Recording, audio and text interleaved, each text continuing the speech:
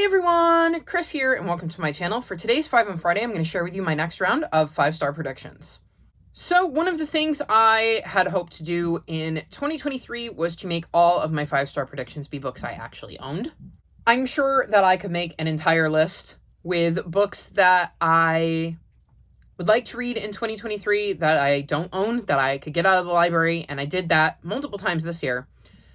However, I'm really hoping to pare down my TBR, so I thought a great way to do that would be to do 4 rounds of 5-star predictions where I was only reading books I owned, which would pare my shelf down by like 20 books. So, the first book I chose for this round is The Book Woman of Troublesome Creek by Kim Michelle Richardson.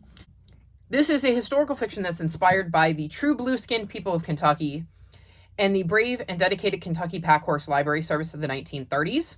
And it says, The Book Woman of Troublesome Creek is a story of raw courage, fierce strength, and woman's belief that books can carry us anywhere, even back home. So I have heard nothing but wonderful things about this book. I feel like it could be a perfect kind of historical fiction that will really click with me. I'm very curious about these blue-skinned people, so I've got the intrigue there, and it's about books as well, and I love books. So I'm hoping this will tick all of the boxes when it comes to what I'm looking for in historical fiction, and I'll get a 5-star out of it. My second choice is The Last by Katherine Applegate, which is book 1 in the Endling series. And the reason I chose this one is because I have loved every book I've read by Katherine Applegate, so I'm hoping this one will be no exception. And it says, Bix was used to being last, the last in her pack and family, the youngest and the smallest, the last anyone believed would survive in their dangerous kingdom. Bix was not afraid to be the first to die. She just did not want to be the last to live. The Endling. Now Bix is the last chance to save her kind and the last hope for every creature in the world. So it sounds like it's going to be the first book in a very epic middle grade fantasy with an animal main character, so it's already ticking some boxes that I love, and I know I like Katherine Applegate's writing, so I'm hoping this will click on all cylinders and give me a 5-star read in a new 5-star series to continue. Next, I've got Katie the Cat Sitter by Colleen A.F. Venable and Stephanie Yu. This is a middle grade graphic novel, and we're following Katie, who is dreading the summer ahead while her best friends will be away at camp. But when Katie gets a job cat sitting for her upstairs neighbor Madeline, things get interesting. For starters, Madeline has 217 cats, and they're not exactly regular cats. Plus, Madeline only seems to go out exactly when the Mouseress, the city's most notorious villain, commits a crime. Could it be that Katie's neighbor is really a supervillain? And that it's up to Katie to wrangle a whole lot of wayward cats, save a best friendship, and crack the biggest story in the city's history. This is another one that sounds like it's going to hit all of my boxes. I really do love superhero books, though, again, picky. So we'll see. I don't think I've ever picked a graphic novel for a 5-star prediction, so I thought that would be a fun little twist. And on top of it, cats. I love cats. We all know I love cats, so I'm hoping that between the cats and the graphic novels and the superheroes that this will come together and be a 5-star book. And yeah, we will see. I thought it would be a little different to kind of include something like this on my TBR.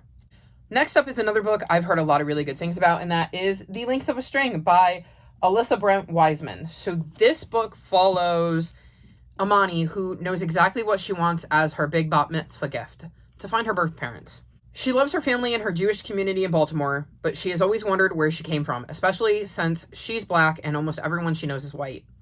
Then her mom's grandmother, Amani's great-grandma, Anna, passes away, and Amani discovers an old journal among her books. It's Anna's diary from 1941, the year she was 12 and fled Nazi-occupied Luxembourg alone, sent by her parents to seek refuge in Brooklyn, New York. Anna's diary records her journey to America and her new life with an adopted family of her own. And as Amani reads the diary, she begins to see her family and her place in it in a whole new way. So like I said, I've heard really, really good things about this.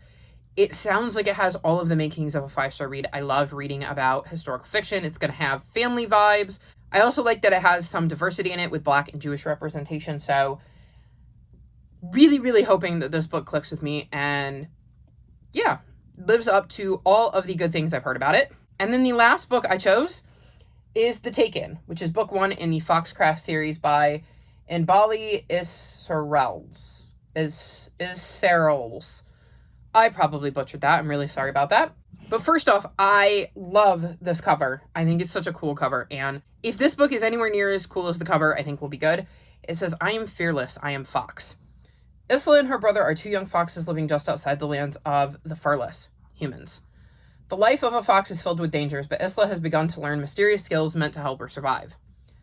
Then, the unthinkable happens. Returning to her den, Isla finds it surrounded by strange foxes, and her family is nowhere in sight. Now, Isla must set out to find her family, all while being hunted by a ruthless enemy. In order to survive, she will need to master the secrets of foxcraft. I love animal POVs, and this felt a little different. I don't think I've ever read one where a fox was our main character, so I'm hoping we'll have some fun with this fox and get to go on the adventure of a lifetime with her. And I'm very, very curious what foxcraft is and whether it's some kind of magic or if it's just something that foxes can learn. And I'm always looking for new animal POV books to read, so hopefully I will get a new series out of this as well. So these are the books I've chosen for this round of 5-star predictions. What is a book on your shelf that you think is going to be a 5-star? Let me know in the comments section below. All of my social media is linked in the description below if you'd like to come chat with me. If you've made it this far in the video, leave me star emojis, like this video, and subscribe to my channel, and I'll talk to you next time. Bye!